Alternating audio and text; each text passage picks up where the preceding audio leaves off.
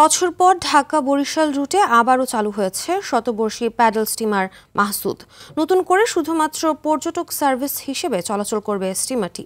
এক্ষেত্রে যাত্রী সেবা ও নিরাপত্তার বিষয়টিকে সর্বোচ্চ গুরুত্ব দেওয়া হচ্ছে বলে জানিয়েছে বিআইডব্লিউটিসি কর্তৃপক্ষ। স্টিমারটি চালুর মাধ্যমে বরিশালের ইতিহাস ঐতিহ্যের সাথে পর্যটকরা পরিচিত হতে পারবে বলে দাবি জেলা প্রশাসনের। বরিশাল প্রতিনিধি আলী জসিমের পাঠানো তথ্যচিত্রে আরও জানাচ্ছেন সুলাইমান কবির। ব্রিটিশদের হাত ধরে 1800 শতকের শেষ দিকে বাংলাদেশে শুরু হয় প্যাডেল স্টিমার চলাচল। তুলনামূলক নিরাপদ আর কম ভাড়ার কারণে নদী প্রধান অঞ্চলে সহজেই জনপ্রিয় হয় এই সেবা।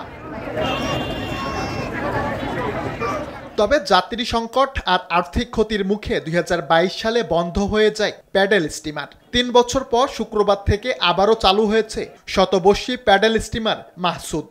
ঐতিহ্যবাহী নৌযানটি পুনরায় চালু হওয়াতে উচ্ছ্বাস প্রকাশ করেন যাত্রীরা। আমরা শুধু নদী ভ্রমণ করি না, একটা হেরিটেজের সাথে ভ্রমণ করেছি।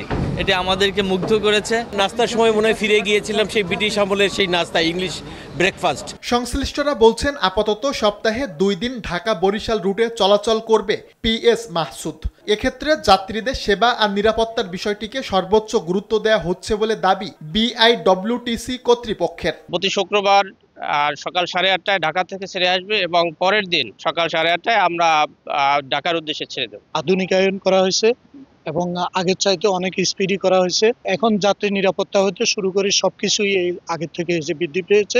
এর আগে যাত্রীবাহী হিসেবে চলাচল করলেও এবার স্টিমারটি চলবে পর্যটক সার্ভিস হিসেবে, যেটিকে বরিশালের পর্যটন খাতের জন্য নতুন মাত্রা হিসেবে দেখছে জেলা প্রশাসন।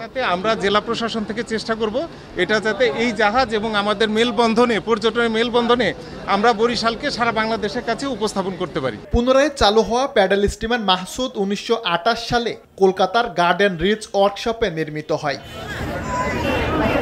সুলাইমান কবির, RTV।